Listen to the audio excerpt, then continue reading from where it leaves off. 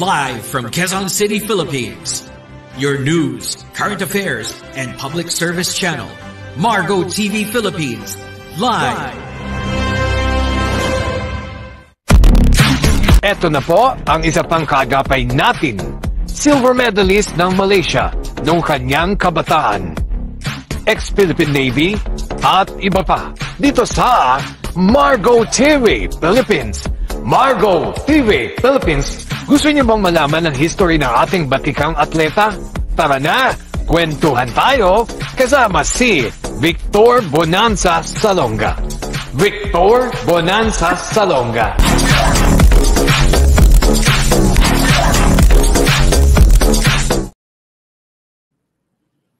Isang magandang hapon po sa inyo. Mula Luzon, Visayas at Mindanao, mula Quezon City, Valenzuela, Monumento, Navotas, Caloocan, Quezon Ave, and Commonwealth. Kamusta po kayo mga kabayan ng mga kaibigan ko dyan sa larangan ng sport?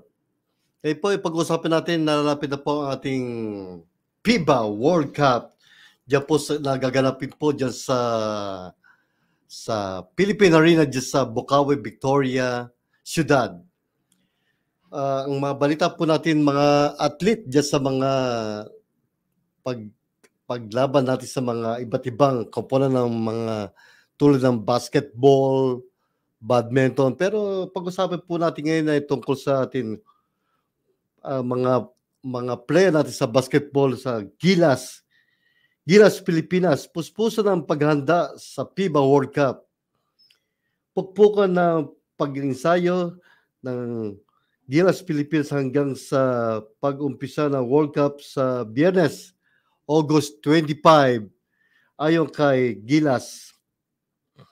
Koponan ng Angola, Mexico at Egypt dumating na sa Pilipinas. Dumating na sa Pilipinas ang koponan ng Angola, Mexico at Egypt para sa pagpapalit sa 2023 na FIBA World Cup na maglalarong mga player dyan sa koponan ng FIBA. Ayon sa SPB, mag-deploy ng 1,000 volunteers para sa FIBA World Cup.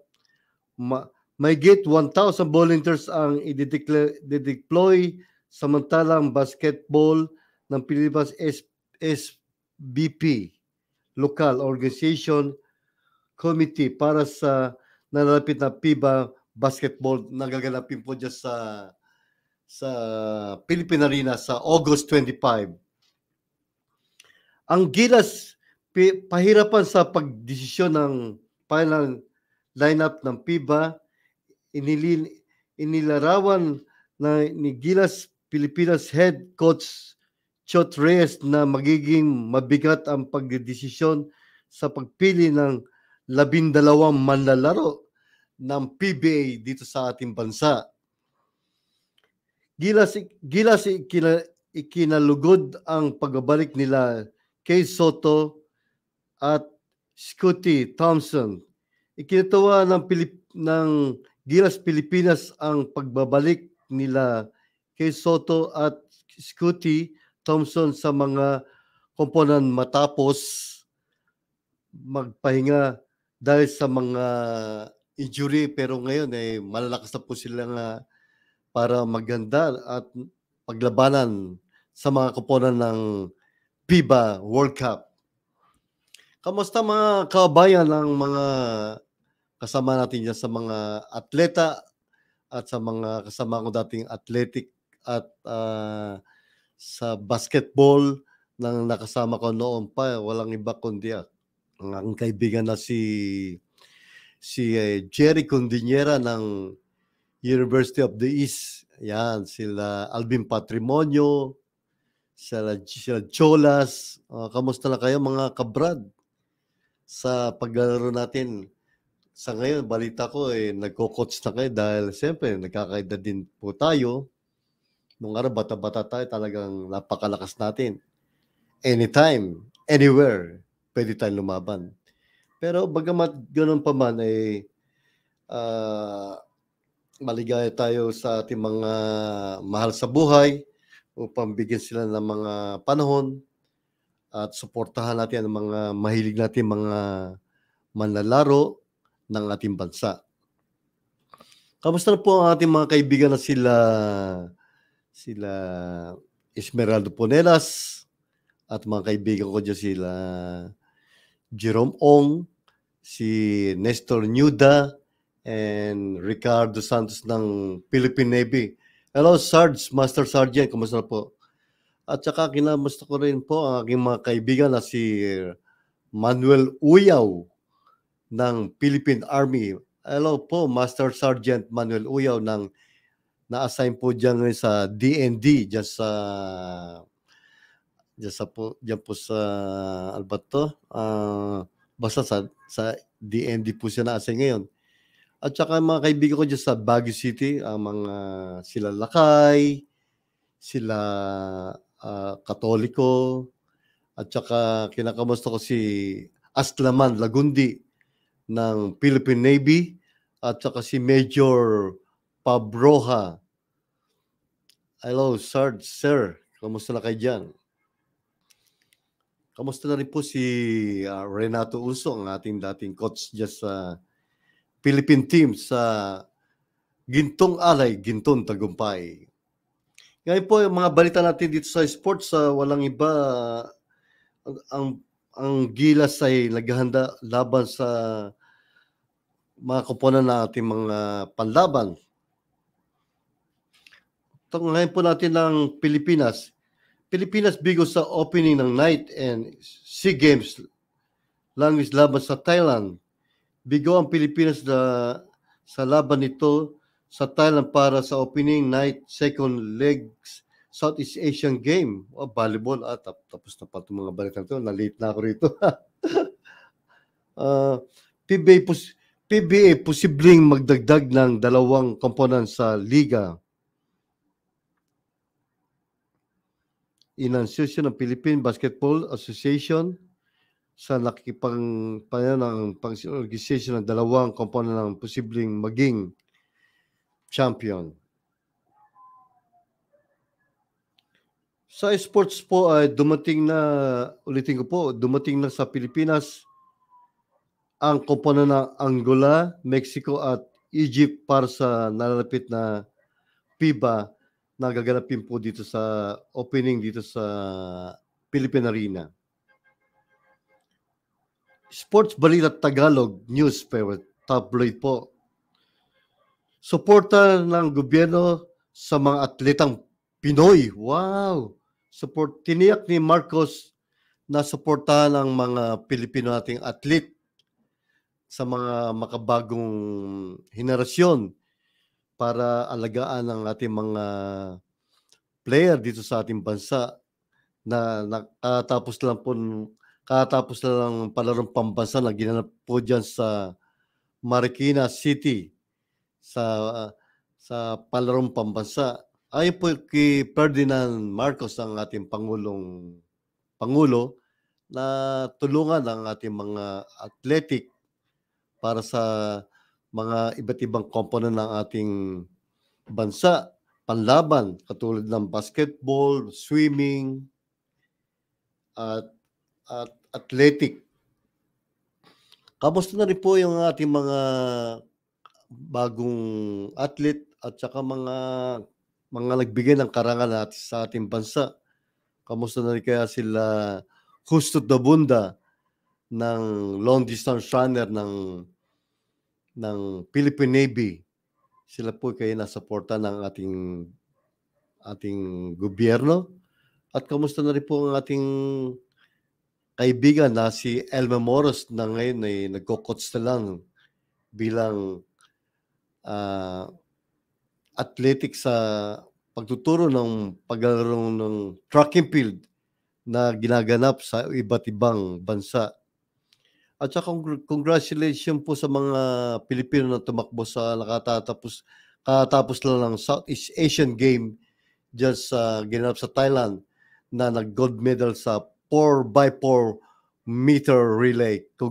Congratulations po sa inyo, Michael Del Prado, ang anak ni Isidro Del Prado ng Vatican sa 400 meter dash.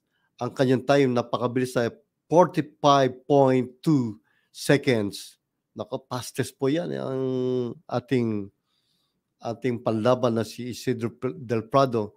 Kamusta na po kaya si Isidro Del Prado, ang kanyang kalagayan, na nasa na po kaya siya ngayon dahil siya dating panlaban ng ating bansa? Siya kay suportado ng gobyerno o nagtuturo na rin siya sa iba't ibang lugar para mag-coach siya sa mga athletic at sa mga player natin dito sa ating bansa. Sa mga gustong maglaro ng mga sa larangan ng athletic, basketball, badminton, sipak takraw, shot put, pole vaulter, and running, marathon, long distance, just sa mile marathon. Siguro po kailangan nyo ng konting disiplina. Kailangan po pagka player kayo, maaga kayo matulog, magpahinga, at saka kumpletong pagkain, at saka kailangan laging fight tayo dyan na magpalakas ng ating mga katawan para before the game kay makondisyon nyo ang inyong mga katawan.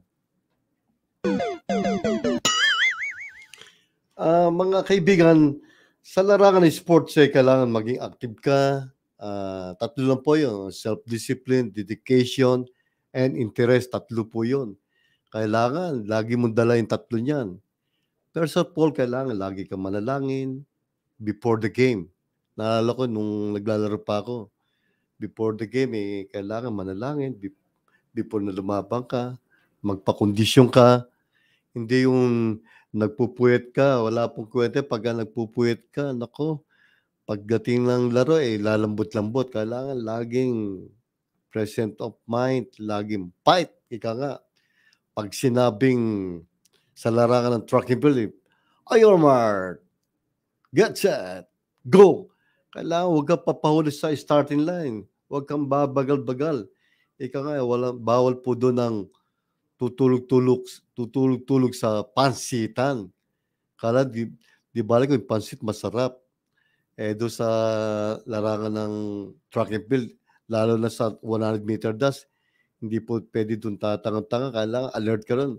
Sabayan mo yung putok. Pag sinang ready, get set, go, pang! Kailangan matuling ka. Sa last 10 meter, 20 meter, doon mo ibubugin lakas mo para lampasan mo sila. Tsaka po yan, laging natin pinaghahandaan.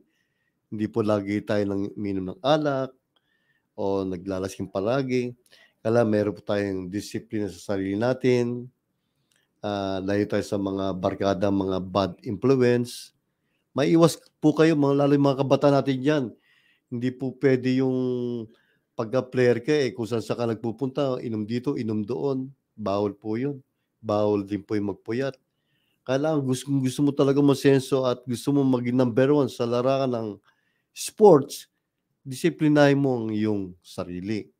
Ganon din sa atin sa gobyerno. Lalo na kung ikaw ay namamahala ng ating bansa, ating kabarangayan, disiplinahin mo ang iyong sarili. Kaya sports lang tayo sa programang dito po sa Margo TV Philippines. Kaya kinakamusta ko rin ang aking mga kabayan, mga athletic, mga ko-player ko nung araw. Si Ernesto Adap, si Danny Arpon, na panlaban namin sa NCR sa 110 hardest. Naku, napakagaling po niyan. Si Danilo Arpon. Sa long distance ng NCR, National Capital Region, walang iba sa long distance, si Ernesto Adap. Yan ang panlaban namin sa long distance. Tsaka si Narciso Dasigan na ngayon po na mahala ng palarong pambansa. Siya po head coach ngayon doon at siya yung director na ngayon niya sa palarong pambansa na ginanap dito sa Marikina City. Siya po ang head doon sa lahat at nagko-coach siya sa mga supervise sa mga timer, sa mga mga field event, katulad ng long distance, throwing event, shot put, discus throw, javelin throw. Tapos sa long distance, siya rin po yung mga nagsusupervise yan, si Narciso Dasigan. Hello sir, proud po ako sa iyo. Narciso Dasigan, na nakasama ko dati diyan sa NCR, National Capital Region. At saka po si Ernesto Adap, yan, mga kasama ko yan. Tsaka sila Royal Piliosis na ngayon. Tsaka itong isa si Esmeraldo Poneras diyan sa Amerika. Hello, kamusta na kayo sa Amerika? Misa muwi naman kayo dito sa atin sa Pilipinas at ma-interview ko po kayo dito sa Marco TV Philippines para minsan ay magkita-kita naman po tayo. Siguro kung may time kayo, mga may edad na rin tayo, isang karangalan, ma-meet ko kayo dito at magtalakayan tayo sa larangan ng sports sa aking programang Sports Lang Tayo, mga kaibigan. At kinakamusta ko rin ang aking mga mahal sa buhay dyan sa Tokyo, Japan. Minsan, Yoroshiku onegaishimasu. Ang mga kaibigan ko sa Kinsyo at saka dyan sa Chibaken, nung araw, pagkatapos namin magtrabaho, naglalaro pa rin po kami ng basketball dyan sa Chibaken, Japan. Tomadachi, minsan, Yoroshiku onegaishimasu. Salamat. At saka kinakamusta ko sila Arthur Geronimo na pagka wala kang trabaho dyan sa Japan. At siya po tumutulong sa mga all Filipino OFW na nag-work dyan sa Japan bilang waiter or pagka sa construction naman, gemba. Pero pagkatapos, nagkaroon kami ng mga sports, katulad lang, liga, basketball, sports pa rin. After ng work, siyempre nagbabasketball, nagpa-practice para mapagandaan itong mga ball games na dumarating dyan sa Chibaken. Kailangan hindi ka puyat. Katulad dati, nagkaroon ng basketball dyan, liga. Katulad nagkaroon ng Tokyo, Chibaken, Shinagawa, Hokuiken, at saka dyan sa Hiroshima-ken, tsaka sa Fuji. Ang Fuji lang po, hindi ko napunta dahil napakatas kasi sa Japan, yung mountain doon. Super lamig doon, kaya yun lang po na hindi ko lang napuntahan. Pero napakalamig doon sa Japan, lalo pag-araw ng mga December or January, marami pong snow. Pero bagamat ko, tuloy-tuloy pa rin namin liga niya. Nagkakaroon kami ng ball games. Pero grabe, lamig doon. Taga yung mga kami ko, naninigas sa super lamig ng snow. Mag-drive nga ako doon ng kotse para going to practice. Nako, naninigas kami ko dahil merong snow Kaya mag-change pa ako ng snow tire para hindi ako dumulas yung pag-practice ko dyan sa gym. Nag-drive ako siguro sa bahay ko mula doon siguro mga 10 kilometer. Kailangan magpalit ako ng change para makadaan ako sa mga snow. Sa Nihongo, Yuki. Super lamig. Pag doon, para mag-practice kami. Pero bagamat doon, mayroon naman heater para hindi ka masyado lamigin sa loob ng gym. Kasi talagang napakalamig. Maninigis ka doon. Pero binabati ko rin si Arthur Geronimo ng Kinsyo. Sir, naalala ko yung nandun pa tayo sa Japan. Bagamat nandito ko na rin sa Pilipinas. Sir, kamusta po kayo dyan sa inyo dyan sa Pilipinas? Kayo po'y laging magkinig sa akin sa programang Sports Lang Tayo, mga kaibigan. At tunghayin po natin ang ating mga kaibigan dito sa larangan ng long distance runner dyan sa Bulacan runners na sila Maalala ko to sila Reynaldo Huevos tsaka si Alipio na mga long distance dyan sa Bulacan Runners Club. Sir, congratulations sa inyo lahat dyan sa Bulacan. Bagamat tuloy-tuloy pa rin yung project bilang mga pambato ng Bulacan Runners Club na si Reynaldo Huevos, tsaka si Victor Huevos, tsaka si Alipio Ponga, ang mga long distance. Pagka may time kayo, minsan naman magkita-kita naman tayo, mga Tumadachi, kaibigan ko dyan sa Bulacan. Kinakamusta ko rin dyan si Ernesto Adap dyan sa Imus, Cavite, sa Dasma. Ernesto Adap, kamusta ka na? At saka lagi kang mag-practice pa rin sa long distance. Medyo minsan nagkita tayo, medyo tumaba ka na. Pero bagamat ganoon ikaw ay nag-officiating sa ating sa mga palarong pambansa and weekly relay tsaka sa master division. Ikaw ay nagbibigay ng mga coaching sa mga mga technical. Proud ako sa'yo, Ernesto Adap.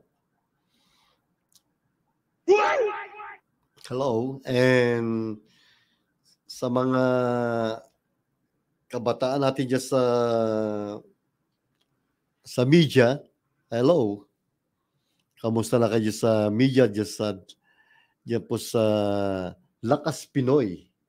And maalala ko nga pala, tag dito.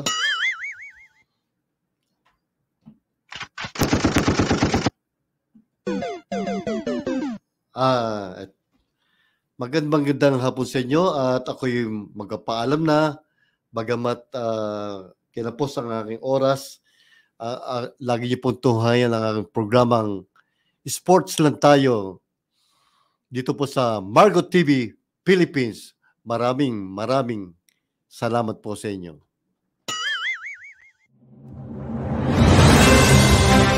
Live from Quezon City, Philippines. Your news, current affairs, and public service channel, Margo TV Philippines,